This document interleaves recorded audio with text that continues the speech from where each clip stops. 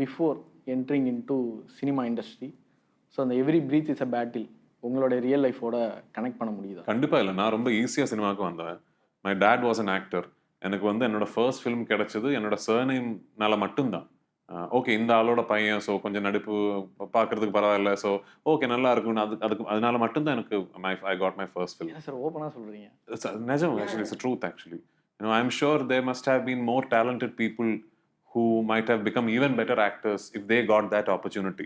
But எனக்கு தான் அந்த ஆப்பர்ச்சுனிட்டி கிடைச்சது. அது கிடைக்கிறதுக்கு காரணம் because my dad was a very famous actor.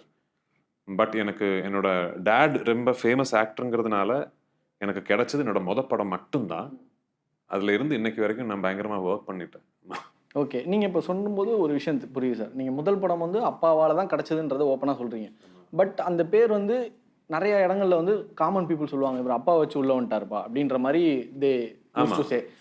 But ஆனால் அதை நீங்கள் பிரேக் பண்ணணும்னு ஒரு போராட்டம் இருக்கும்ல சார், அதுவும் ஒரு பேட்டில் தானே சார்? கண்டிப்பா பிரேக் பண்ண முடியாது. நான் என்னத்தான் பண்ணாலும் நான் என்னோட அப்பா பையன் தான் இருக்க போறேன்.